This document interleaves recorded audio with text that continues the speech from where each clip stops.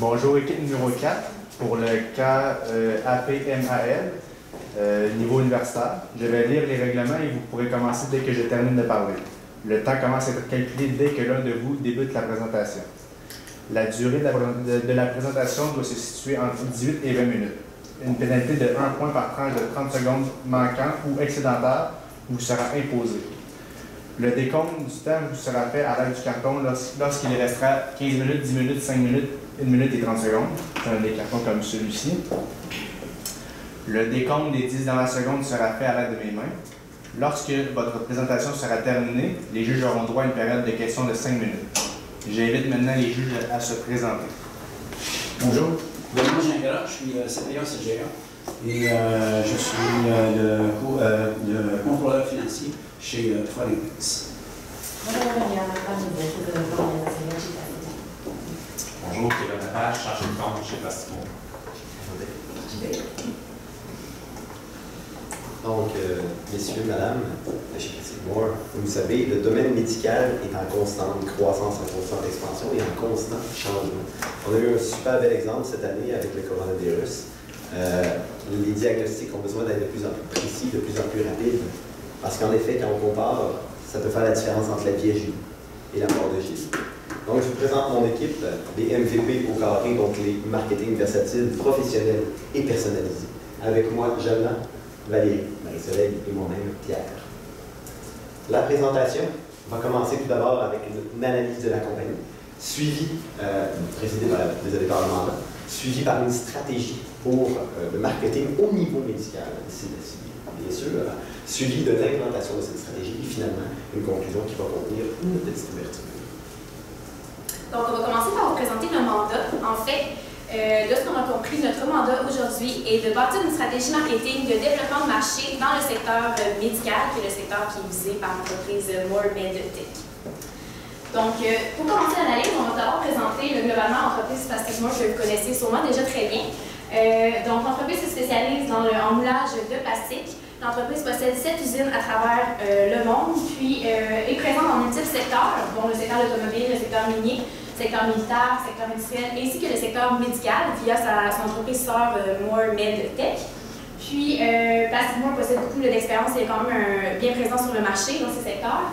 Puis, la croissance de l'entreprise est assez constante depuis les dernières années, les 5 à 6 dernières années, puis une croissance de 15 à 25 à chaque année. On vous félicite d'ailleurs pour ça.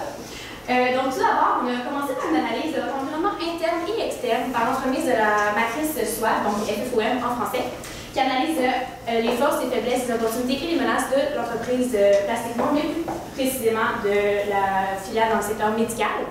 Donc, si on commence avec les forces, comme on vous a dit, l'entreprise est en croissance soutenue depuis plusieurs années.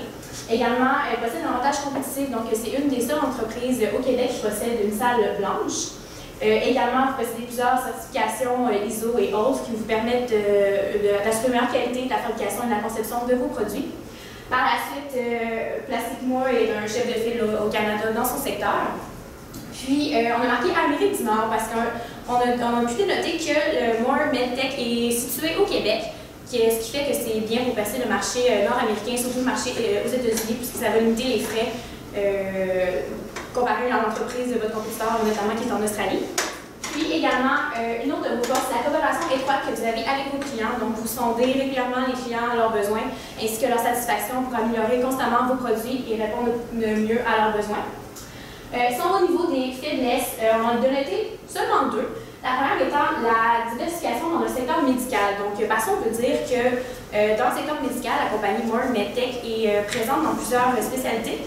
Par exemple, le dentaire, pharmaceutique et le diagnostic et autres. Puis, on voit que ça peut représenter une faiblesse parce que quand on essaie d'être présent dans plusieurs spécialités, ça peut réduire notre impact dans les spécialités au lieu d'être peut-être plus présent dans une spécialité précise et avoir plus un impact d'être promis dans ce marché-là. Puis l'autre faiblesse qu'on a dénotée, c'est l'expertise en design de pièces, simplement parce que le principal compétiteur Minifab, si je me souviens bien, est meilleur expertise que vous dans ce secteur-là. Si à l'inverse, on pose d'opportunités et aux menaces de l'environnement externe, on a dénoté, à la suite de l'analyse de marché que vous avez fait, qu'une croissance du marché dans la nouvelle technologie, le LOC, en Amérique du Nord surtout, et également aux États-Unis le plus précisément. Une autre opportunité qu'on a de noter, c'est le pouvoir d'achat des clients qui est assez limité. Ce qui accroît en fait le pouvoir des compagnies qui peuvent jouer plus facilement avec les prix, puis se permettre d'avoir plus de pouvoir à ce niveau-là. Puis, on a marqué clientèle multiple, puisque, surtout au niveau des hôpitaux et des cliniques privées, il y a beaucoup de clientèle et de besoins pour la nouvelle technologie. Donc, c'est pas un problème à ce niveau-là. Il y a de plus en plus de clients qui vont émerger dans les prochaines années. Au niveau des menaces, on a noté, suite à l'analyse que vous avez fait avec le modèle de porteur, qu'il y a plusieurs produits de substitution à la technologie LOC. Vu qu'elle n'est pas très disponible sur le marché, souvent les clients vont opter pour une nouvelle technologie de substitution. Donc, c'est pour ça que c'est important de vraiment accroître cette technologie le plus possible, la rendre de plus en plus disponible sur le marché pour limiter l'impact des produits de substitution. Puis également les tensions concurrentielles dans le marché. Donc, c'est un marché qui est en émergence. Donc, plusieurs compagnies vont essayer de prendre le leader dans ce marché. Suite à l'analyse, nous, en fait, on a élaboré 5 possibilités de stratégie pour vous, en mettant en relation les forces, les faiblesses, les opportunités et les menaces. Donc, si on met en relation les forces et les opportunités, on voit que les stratégies que vous pourrez utiliser de maximiser la collaboration entre la compagnie et les clients pour adapter les produits selon les besoins du marché. Donc, c'est juste de continuer avec la bonne échange que vous avez avec les clients. Si on met en interrelation les faiblesses et les opportunités, donc ce serait d'améliorer l'expertise en design des pièces pour répondre aux demandes des clients dans le marché. Donc, c'est d'aller un petit peu se positionner mieux par rapport à le compétiteur dans le design des pièces. Si on va sur les principales stratégies qu'on va opter aujourd'hui, donc celui-là d'en bas, qui met en relation vos forces ainsi que les menaces. Donc, c'est de se concentrer sur le marché de l'Amérique du Nord, qui est un marché qui est en grande expansion et qui a beaucoup de clients potentiels. Et sur ses avantages compétitifs dans la compagnie pour devenir un leader vraiment sur le marché nord-américain. Puis l'autre stratégie sur laquelle on va mettre l'accent aujourd'hui, c'est l'importance de cibler un segment de marché précis dans le secteur médical, notamment le secteur du diagnostic, que je vais laisser ma collègue vous expliquer plus en détail la stratégie.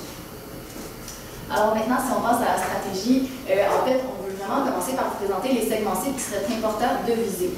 Puis bien évidemment, comme ma collègue l'a mentionné, Jana, on souhaite que vous vous basiez vraiment sur la spécialité du diagnostic, puisque le LOC, c'est vraiment un produit qui est là pour justement le diagnostic en hôpital, ou justement de diagnostiquer une maladie quelconque pour quelqu'un plus rapidement que avec quelconque autre produit qui peut prendre jusqu'à 2 ou à 5 jours même.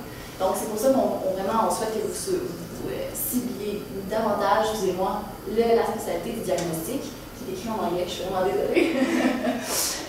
Mais bon, en fait, par la suite, dans cette spécialité-là, qui on souhaite vraiment cibler, on souhaite commencer par les chaires de recherche universitaire. Donc, on souhaite aller vraiment chercher les chercheurs pour commencer, parce que qui est meilleur pour faire du bouche à oreille que les chercheurs? Eh bien, les chercheurs. Donc, en fait, c'est pour ça qu'on veut vraiment attirer les chercheurs pour faire le plus de bouche à oreille possible, que ce soit en Amérique du Nord, que ce soit aux États-Unis, que ce soit au Mexique, parce que vous avez aussi un segment qui est au Mexique, donc on veut vraiment aller viser partout, mais principalement aux États-Unis.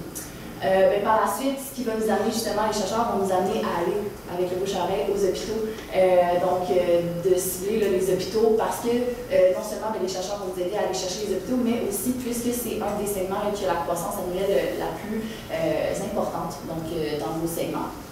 Et finalement, notre cible finale, ce serait vraiment d'aller chercher les cliniques privées. Donc oui, on va passer par les chercheurs, on va passer par les hôpitaux, mais d'aller aussi viser les cliniques privées, puisque c'est souvent là où il va y avoir beaucoup d'avant-gardisme au niveau de la technologie, au niveau de ce qu'ils vont rechercher en fait pour tout ce qui est technologie médicale.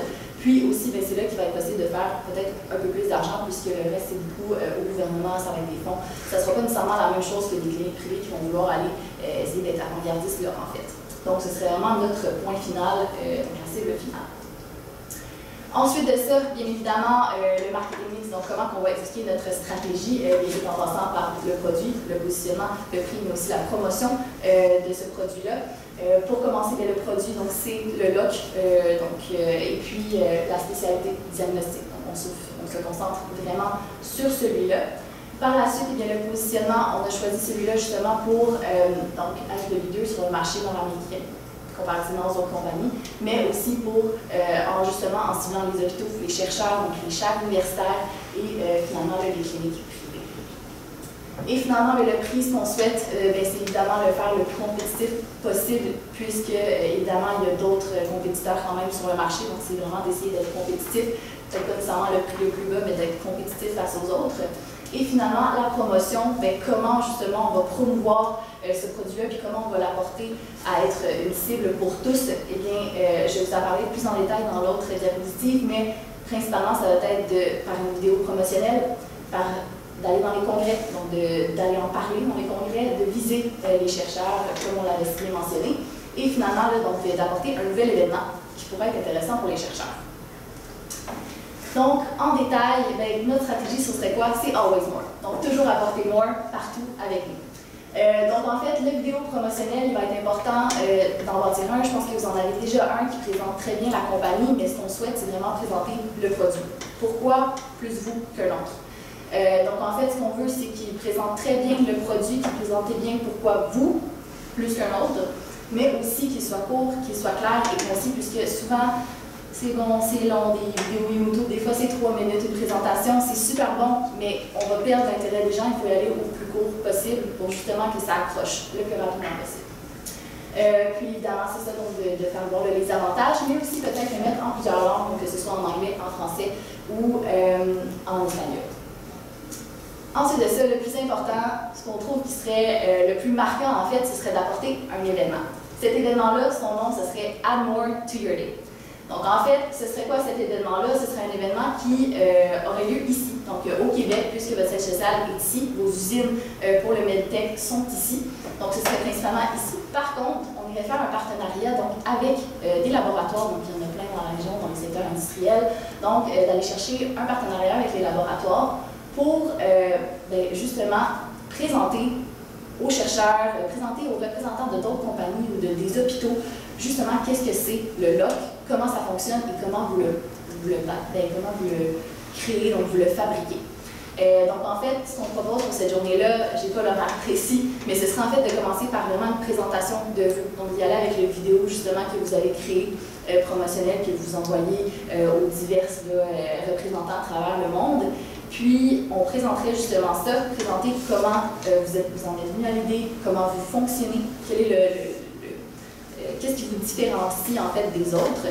Par la suite, on irait avec une démonstration en fait en laboratoire. Donc, qu'est-ce qui fait que le produit est incroyable? Qu'est-ce qui fait qu'avec nous, ça vaut la peine? Donc, le présenter en laboratoire avec justement le partenaire. Puis par la suite, lors de la journée, pour avoir différentes activités qui vous mettent en valeur en fait en tant que compagnie. Donc, pourquoi vous plus que l'autre? Puis, évidemment, terminer avec un beau réseautage, donc avec les différents représentants ou les chercheurs qui peuvent amener les gens à parler ensemble et justement dire on va pas tous avec moi. Ensuite, évidemment, il faut être présent dans tous les congrès. Donc, on vous propose justement d'aller le plus possible dans les congrès à travers l'Amérique du Nord. Donc, de vous présenter, de faire une présentation de vos produits, mais aussi d'avoir un kiosque qui est intéressant, qui est attirant. Donc, d'avoir peut-être des produits promotionnels ou d'apporter avec vous le produit en tant que tel et de le démontrer, peut-être pas nécessairement comme en laboratoire, mais du moins l'avoir avec vous et donc d'être vraiment présent puis de vous démarquer par ce kiosque-là ou par la présentation tout simplement. Et finalement, le fonds de recherche qui viendra appuyer notre événement. Donc en fait, ce serait un moyen de promotion pour nous, pour l'événement. On va faire un fonds de recherche qui sera un concours pour les chercheurs à travers l'Amérique du Nord, donc dans les universités. Puis justement, le gagnant de ce fonds de recherche-là va pouvoir, ça va promouvoir en fait l'événement. Puis les gens vont être incités à venir justement vous voir à cet événement-là, puis voir c'est cool, il y a une journée. On va aller tout voir le processus, comment ça fonctionne. Et bien, voilà. Donc, ce serait pas mal, en fait, là, ce qu'on vous propose en tant que Always More, une belle stratégie marketing pour démontrer aux gens que c'est vous, en fait, le choix numéro 1. Donc, à partir de ça, il faut bien sûr en venir avec un plan d'implantation, donc un certain timing, un certain laps de temps pour pouvoir y arriver. On a fait deux flèches de temps, donc une qui est plus à court terme, donc on a voulu viser la première année parce que c'est celle-ci qui va être la plus importante. Dans notre cas, dans notre stratégie, c'est la plus importante. Et ensuite, on a mis une emphase sur le long terme, qui est plutôt sur un 5 ans. Donc, dans la première année, je ne sais pas si vous êtes au courant, mais en ce moment, il y a des grosses compétitions pour des demandes de subventions au niveau de Génome Québec. Je sais d'ailleurs que la génomique fait partie des domaines accessibles par la technologie, d'ailleurs, que vous avez, le Lab on the Chip. Donc, ce serait vraiment très important dans le premier mois d'ici début mars. Et je mets vraiment l'emphase là-dessus parce que les demandes de subvention, la limite des demandes pour les chercheurs est à mi-mars. Donc, c'est le temps d'ailleurs de mettre l'emphase sur le fond de recherche, c'est le moment de mettre l'emphase sur la technologie et l'accessibilité pour les chercheurs que cette technologie-là pourrait leur apporter afin de rencontrer les objectifs de leur recherche. Entre autres, parmi les compétitions, il y a les LSAR, qui sont des Large Scale Research Programs, et les GAP, ben, écrit CGAPP, qui est un autre type de recherche à plus petite échelle, bien sûr. Comme dit par ma collègue, c'est aussi le moment d'envoyer les vidéos, les emails, et les chercheurs, malheureusement, sont un peu lâches, donc c'est pour ça qu'on a fait part. Il faut que ça soit précis, il faut que ça soit rapide. Le vidéo, sur YouTube, on a de la difficulté à regarder une annonce qui est de 30 secondes maximum, on la regarde, on a eu des points clés, on sait qu'est-ce qu'on veut. Le email, 4-5 lignes maximum. Moi, je regarde un mail, je vois l'emphase, je vois la première ligne, c'est ça qui va m'attirer, c'est ça que je vais aller chercher. Donc, c'est important que ça soit concis, que ça soit précis. Donc, ça, c'est pas le premier niveau. Suite à ça, d'ici février 2011, donc, nous, on a voulu mettre l'événement. 2021, désolé, ouais, 2021. 2011, on retourne dans le temps, donc on utilise la technologie. Donc, 6 février 2021, donc on s'est mis un laps de temps de 1 an pour faire la promotion de cet événement-là. On ne veut pas que ce soit un événement parmi un autre. On ne veut pas que ce soit des conférences. Les gens aujourd'hui ont accès à 1001 conférences.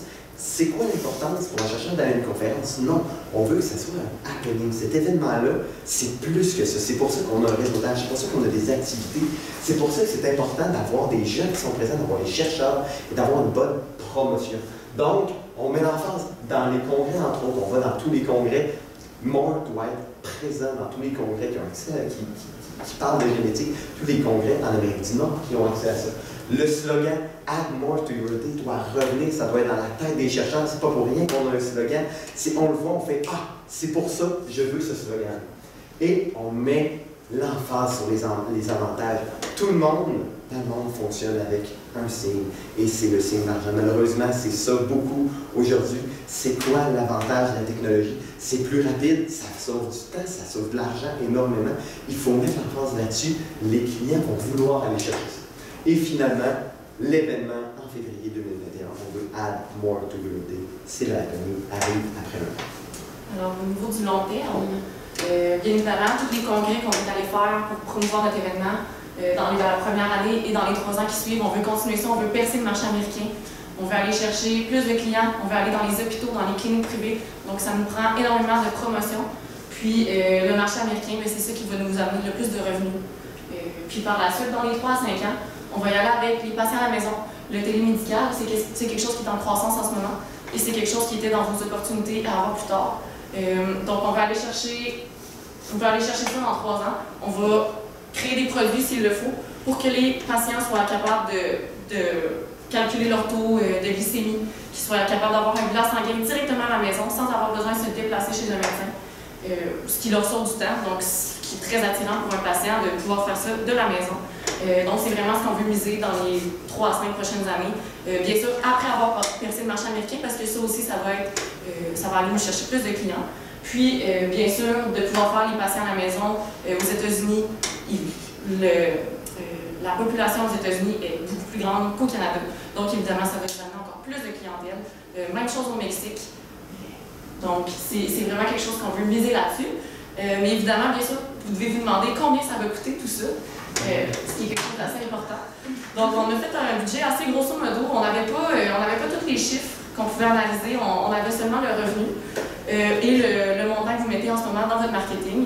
Évidemment, tout ce qu'on propose, ça va prendre un montant plus élevé que 75 000 $ en marketing. Donc, on propose pour y aller avec 5 % du chiffre d'affaires. Donc, si on y va pour le chiffre d'affaires qui était prochain en 2021, environ 31 millions. Donc, 5 % de ça serait 1,5 million, qui va être dispersé de la façon suivante. Donc, on va mettre 50 000 dans la vidéo. On veut vraiment payer une firme qui est spécialisée en vidéo, qui va pouvoir faire notre promotion, qui va pouvoir faire une vidéo court, mais aussi une vidéo longue. Comme ça, dans les mails, comme Pierre l'a mentionné plus tôt, on envoie une vidéo un peu plus courte. Si les chercheurs sont intéressés, s'ils veulent en savoir plus, on a déjà une vidéo plus longue qui est prête. Donc, c'est pour ça qu'on a mis 50 000 là-dedans. Et ensuite, pour la promotion, donc, tous les événements qu'on va faire, les congrès, ça a des coûts. On a mis à peu près 500 000 là-dedans, donc pour envoyer nos représentants, pour envoyer nos propres chercheurs à nous, pour que ça puisse parler, pour payer les hôtels, payer les kiosques. Donc un bon 500 000 à mettre là-dedans. Ensuite, pour notre événement à Mercury, on a mis un nom de 500 000 parce qu'évidemment, il faut louer les laboratoires, il faut louer des salles, il faut faire. Il y a beaucoup d'associations à la nourriture.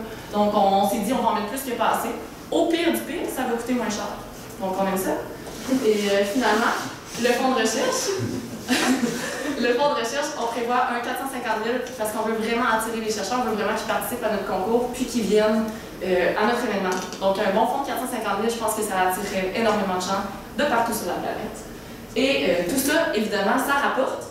Donc, on a fait une projection des revenus. En ce moment, les revenus pour 2019 étaient de 22 millions. On prévoit une augmentation de x 1,4 à peu près pour 2020. Après avoir fait notre événement, à partir de 2021, on pense qu'on va doubler le chiffre d'affaires. Et ça va continuer d'augmenter puisqu'on va percer le marché américain où il y a énormément de clientèle. Donc, plus de possibilités de faire un gros chiffre d'affaires. Donc, rapidement, pour conclure, on avait quelques petites pistes de réflexion. On a dit qu'en arrière, on n'a pas beaucoup de temps. Mais c'est simplement pour dire qu'en fait, l'accessibilité aux clients, ce qu'on vise, à long terme, c'est le B2B, B2C. Donc, vous ne visez pas directement les clients, les patients à la maison, mais nous, c'est que les hôpitaux puissent les cibler.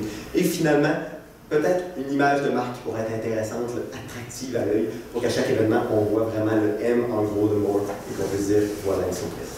Donc, merci beaucoup pour la présentation. Si vous avez des questions, n'hésitez pas. Bravo.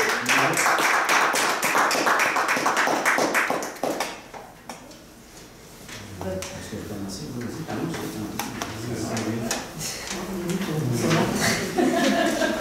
votre présentation, c'était super bien.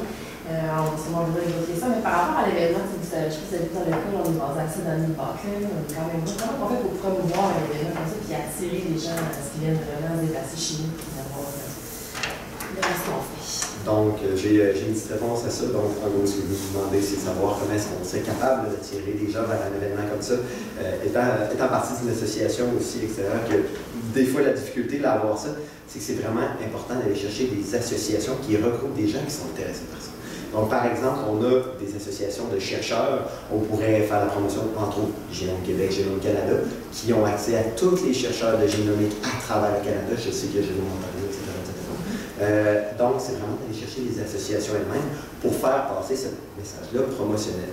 Suite à ça, la deuxième chose, c'est tout le temps les retours pour ces personnes. Donc, il faut dire pourquoi est-ce que moi, chercheur, qui en ce moment a un projet de recherche, j'en ai trop sur le dos, pourquoi est-ce que je me présenterais à cet événement-là? C'est quoi qui m'attirait là-bas? C'est pour ça, entre autres, qu'on avait parlé de l'aspect monétaire. Donc, ces gens-là vont être attirés par cet aspect monétaire-là, vont se présenter. Vont être attirés, par exemple, à des retours pour eux. C'est pour ça qu'on avait le fonds de recherche. Donc, de se dire, les chercheurs qui vont être présents à l'événement, 450 000 pour un projet de recherche, c'est pas un montant qui est à laisser de côté, à laisser aller. Donc, c'est pour ça qu'on se disait, oh, donc il y a une bourse pour un fonds de recherche dans un domaine particulier ou pour les chercheurs en général qui vont vouloir se présenter, ça va attirer les gens. Et en plus, c'est à court terme.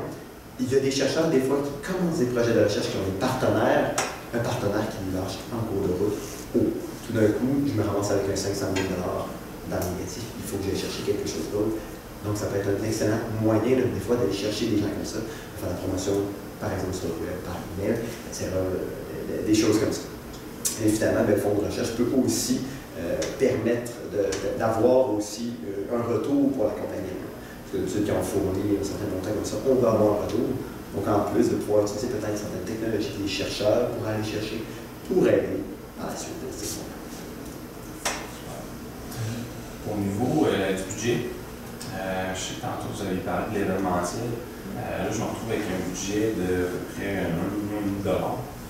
Si j'avais, ça va être des fois plus compliqué d'aller convaincre nos clients internes d'aller investir des grosses sommes quand on a un budget un petit peu petit au début. Donc, si j'avais 150 000, 200 000, ça serait quoi votre priorité? Ça serait toujours dans l'événementiel? C'est quoi que vous pensez qui pourrait rapporter le plus pour le dollar investi dans vos axes? Je vais me relancer. J'étais aussi arrivé avec les chiffres du budget tantôt avec ma collègue. Donc, en gros, je crois personnellement que ce qui va rapporter le plus dollar par dollar, oui, ça va être la première promotion, donc le vidéo. Mais le vidéo va être quand même assez simple à faire. Puis vous en avez déjà un, si je crois, en cours de route, aussi, qui était marqué dans le temps. La deuxième chose, je pense que c'est semblable que c'est le fonds de recherche. Si je pouvais mettre $1 par dollar d'investissement, c'est que vous allez chercher des chercheurs, puis comme ma collègue a dit, le bouche à oreille, ça fait énormément. Un chercheur qui a un bon service, qui se rend compte de l'utilité d'une technologie, ça peut être complètement fou. Puis là, il y a 20 chercheurs qui sont attirés. Les chercheurs sont en milieu hospitalier, sont en contact avec d'autres médecins. On ne sait jamais qu'est-ce que le bouche à oreille peut faire, mais quand même, ça va être très intéressant. Merci. La slide sur les revenus, je ne sais pas si on va regarder. Quelles sont les hypothèses en arrière de votre croissance super exponentielle de revenus pour les prochaines années?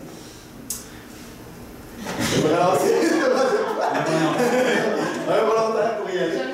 Ouais. En fait, la manière qu'on avait bâti ça, donc vous voyez quand même que la base des revenus est plus modérée initialement, parce que nous, vraiment, on mettait ces revenus-là dans l'emphase d'aller chercher le marché américain. Le marché américain qui est une dépense beaucoup plus importante que le marché canadien.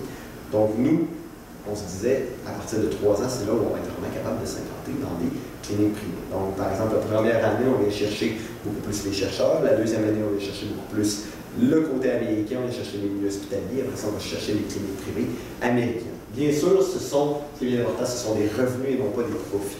Donc, nous, c'était. C'est ça. Donc, c'était une entente parce que. Oh, c'est quand même un revenu qui est assez important. Mais non, c'était. On sait pertinemment qu'il va y avoir des dépenses qui vont être associées à ça, qui vont être très importantes. Mais entre autres, une chose que ma collègue a dit, qu'elle parlait d'ailleurs de la concurrence, du prix concurrentiel qu'il fallait avoir, c'est que notre but, en ce moment, c'était de vous proposer de percer le marché. Notre but, c'est de dire, oh, on rentre en trombe parce qu'on doit être l'incontournable. Donc, quand vous arrivez, vous êtes là, donc on se dit, normalement, dans ces 3-5 premières années-là, ça devrait aller. Bien sûr, c'est un scénario optimiste, donc on se dit, ça serait, mais c'est dans un domaine qui est très réaliste de viser ça. Puis bien sûr, on était évalué, si je ne me trompe pas, 1,4. Oui, on est allé avec la croissance calculée par la compagnie pour 2020. Oui. Le nombre de 31. Oui. Puis on est parti de ça dans les hypothèses pour l'augmentation avec qu'est-ce qu'on propose. Si vous feriez de l'autre côté, à partir de première année, autour de 25, 21, vous avez pris 22, 31. Puis se rendre à quasiment 400 millions en 5 ans, avec la rareté de la main-d'œuvre, la gestion du côté de gérer une hyper-croissance qui est tout aussi, sinon encore plus gros des défis que de gérer un manque d'emploi. Comment vous feriez pour gérer cette plus une hyper-croissance? C'est rendu monstrueux en fait comme croissance. Mais il y a un mot qui, je pense, résume ça, et ça ramène à beaucoup de choses, c'est l'automatisation. Donc, la main-d'œuvre ne devrait plus être, à la limite, le facteur limitant pour la croissance d'une compagnie. C'est un peu spécial à dire, parce que oui, en effet, ces gens-là vont être importants à une certaine mesure, mais des compagnies comme Amazon, qui est une compagnie qui est énorme en croissance, assez phénoménale, a réussi à utiliser l'automatisation quand même pour amener cette croissance-là à un niveau qui est assez élevé. Donc, oui, il va falloir pallier à un certain moment avec la recherche et le développement, mais ça nécessite énormément d'investissement. C'est pour ça que, oui, on a un scénario qui est très optimiste de revenus. On aurait pu placer aussi un scénario de dépenses qui aurait été intéressant, malheureusement, c'est un léger manque de temps de l'autre côté qui a amené ça. Mais oui, les deux devraient normalement aller un peu de pair, mais aussi, dernière chose, c'est le fait que je demande dans la tête, c'est de rappeler que cette croissance-là, c'est que tout le monde est arrivé à ça dans l'optique où on réussissait à percer le marché américain, où on réussissait à avoir accès à notre objectif, donc aux clients, aux cliniques privées et aux patients par la suite à la maison qui pourraient venir. Donc, c'est une possibilité énorme d'aller chercher ça. Et bien sûr, si c'est plus difficile, il est très probable que le scénario s'étende sur une plus longue période. Parfait, merci. C'est bon, oui? Merci. Merci. Merci, c'est bon, bien. Merci. Super intéressant. Merci. Merci. Merci.